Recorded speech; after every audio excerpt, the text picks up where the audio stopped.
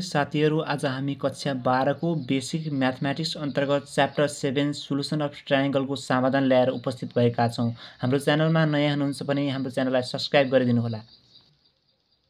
ढिलो नगरी अब हामी प्रश्नहरूको समाधान गर्न गइरहेका छौं। प्रश्न नम्बर 1 को आइमा के भनेको छ भन्दा the angle of a triangle are 105 degree and 15 degree find the ratio of its sides भनेको छ। यसका लागि चाहिँ हामीले अब सोलुसन ल्याएर उपस्थित हुन्छौं। यसमा चाहिँ let A and B are two angles अनि A is equal to 105 degree and B is equal to 15 degree. यसमा चाहिँ ए र बी मान्नुपर्छ मात्रै हुँदैन, जे भन्दा पनि बी सी भन्दा पनि फरक पर्दैन। हामीलाई थाहा छ कि A plus B plus C is equal to 180 degree हुन्छ, किनभने त्रिभुजको तीनवटा कोणको योगफल चाहिँ 180 डिग्री हुने भएकाले। अनि ए को भ्यालु चाहिँ 105 डिग्री जस्ता जस्तै सार्ने, बी को भ्यालु 15 डिग्री जस्ता सार्ने, सी जस्ता जस्तै छ 180 डिग्री सी, अनि त्यसपछि सी इक्वल टू 180 यो घटाएर जोड्दै घटाउनु पर्यो अनि सी इक्वल टू 60 डिग्री हुन्छ। अनि अकर्डिङ टु क्वेसन यसको रेशियो निकाल भनेको छ भने A is to B is to C is equal to sine S to sine B is to sine C हुन्छ। साइन ए को ठाउँमा चाहिँ कति छ 105 डिग्री, अनि साइन बी को ठाउँमा चाहिँ बी को ठाउँमा भ्यालु राख्नु 15 डिग्री छ, अनि साइन सी को ठाउँमा कति छ 60 डिग्री छ। साइन 105 को डिग्रीको भ्यालु चाहिँ √3 प्लस 1/2 √2 हुन्छ, अनि त्यो साइन 15 डिग्री √3 माइनस 1/2 √2 हुन्छ। साइन 60 को भ्यालु √3/2 हुन्छ। कुनै पनि रेशियोको चाहिँ अब अप एन्डमा कुनै भ्यालु नहुने भएकाले √3 प्लस 1 √3 माइनस 1, अनि त्यसपछि यो चाहिँ 2 छ, √2 छैन, त्यही √2 ले माथि मल्टिप्लाई गर्दा चाहिँ √6 हुन्छ। यसको चाहिँ सोलुसन भयो। 1 को सेकेन्डमा चाहिँ इफ ए बराबर 45 डिग्री बी बराबर 60 degree and so that A is to C is equal to 2 is to √3 plus 1 भनेको छ। अब यसको समाधान यस प्रकार रहेको छ। यसमा चाहिँ मैले A is equal to 45 degree B is equal to 60 degree दिएको छ, त्यही साह्रै। अनि विनो लेखेर हामीलाई A plus B plus C is equal to 180 degree किन हुन्छ, किनभने त्रिभुजको तीनवटा कोणको योगफल चाहिँ 180 डिग्री हुने भएकाले। अनि ए को भ्यालु चाहिँ 45 डिग्री, बी को भ्यालु चाहिँ 60 डिग्री, अनि सी को भ्यालु जस्ता जस्तै 180 डिग्री, अनि त्यसपछि C is equal to 180 degree minus एउटा जोडेर भाग घटाउँदा चाहिँ सी इज इक्वल 75 डिग्री आयो अकर्डिङ टु क्वेसन। यसको चाहिँ हाम्रो रेसियो निकाला एस टू सी को भनेको छ। त्यसैले sine S to sine C, यहाँ ए छ भने यता ए इस टू सी भयो। अनि साइन ए का ठाउँमा ए को भ्यालु कति छ हेर्नु, sine 45 degree is to sine B, C को ठाउँमा भ्यालु कति छ साइन सी भ्यालु 75 डिग्री, अनि साइन 45 डिग्री चाहिँ 1/√2 हुन्छ, अनि साइन 75 डिग्री √3 प्लस 1/2 हुन्छ। यसलाई चाहिँ अब गर्दा चाहिँ 2 इस टू √3 प्लस 1 हुन्छ। यो चाहिँ प्रुफ भयो। If one angle of a triangle is 60 degree and the ratio of the other two is 1:3, find all the angles and the ratio of the sides भनेको छ। यसको समाधान यस प्रकार रहेको छ। ए इज इक्वल टू 60 डिग्री, अब कुनै पनि एंगलको एउटा दिएको छ, एंगल दिएको छ 60 degree, B is equal to चाहिँ रेशियो दिएको 1:3, त्यसलाई B is equal to x मानौँ, C is equal to 3x मानौँ। A plus B plus C is equal to 180 degree भयो, किनभने त्रिभुजका तीनवटा कोणको योगफल चाहिँ 180 डिग्री हुन्छ। अनि ए को भ्यालु चाहिँ 60 डिग्री छ, 60 डिग्री सार्यौँ, बी को भ्यालु x छ, बी को भ्यालु x सार्यौँ, सी को भ्यालु 3x सार्यौँ, 180 डिग्री 180 डिग्री, अनि x प्लस 3x जोड्दा चाहिँ 4x, 60 डिग्री सेम छ, 180 डिग्री जस्ता जस्तै राख्यौँ। 4x को 4x 180 बाट 60 गर्दा 120 डिग्री भयो। x 120 डिग्रीबाट 4 ले भाग गर्दा चाहिँ 30 डिग्री आयो। अनि बी चाहिँ 30 डिग्री, किनकि बी को भ्यालु x छ, x को भ्यालु भने 30 डिग्री छ, 30 आयो। सी भनेको चाहिँ 3 इन्टु x छ, x को भ्यालु 30 डिग्री आछ, 3 इन्टु 30 डिग्री गर्दा 90 डिग्री आयो।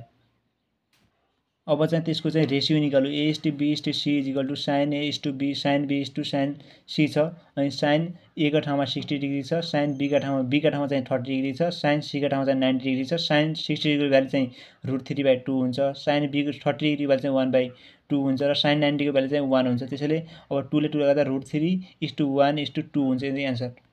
आइबी क्वेसन छ the angles of a triangles are in the ratio 2:3:7, proof that the sides are in the ratio of √2:2:√3 plus 1 question रहेको छ।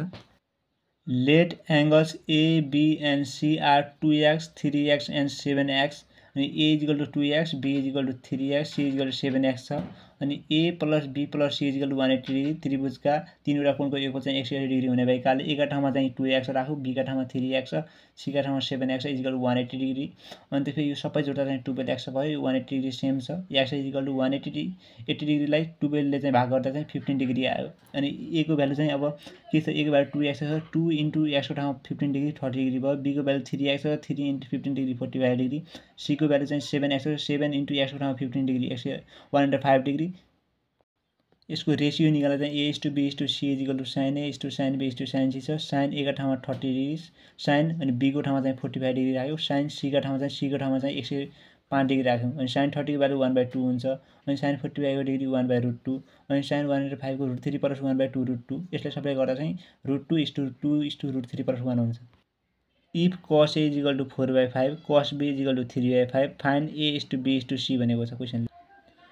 cos A = 4/5 cos B = 3/5 छ। Now गरौँ cos A भनेको 4/5 छ अनि cos A लाई चाहिँ B/h ले हामीले यसलाई मान्नुपर्छ अनि B/h भने पाइथागोरस अनुसार यसलाई निकाल्दा चाहिँ P = 3 आउँछ। sin A भनेको P/h भएकाले P भनेको 3 छ h भनेको 5 छ त्यही भएर यो भयो। cos B पनि 3/5 यसलाई B/h मान्ने अनि पाइथागोरस साध्य लाउँदा P = 4 हुन्छ अनि sin B = 4/5 भइहाल्यो अनि sin C = sin A + B हुन्छ किनकि A + B + C = 180 डिग्री हुने भएकाले अनि sin A + B को फर्क sin A cos B + cos A sin B हुन्छ। sin A को भ्यालु 3/5 छ cos B को भ्यालु 3/5 छ प्लस cos A को भ्यालु 4/5 छ sin B को भ्यालु 4/5 छ। यसलाई गर्दा चाहिँ 9/25 अनि यसलाई गर्दा चाहिँ 16/25 भयो 25/25 गरेर चाहिँ गर्दा सबै 1 भयो अनि sin C = 1 भयो sin C को भ्यालु 1 भएपछि C को भ्यालु 90 डिग्री आउँछ।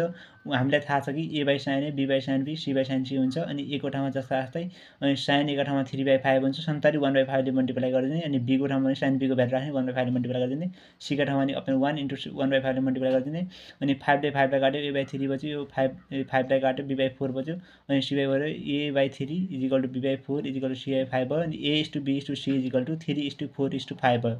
यिनी अरु भिडियो चाहिँ हामी पार्ट 2 मा ल्याएर उपस्थित हुनेछौँ।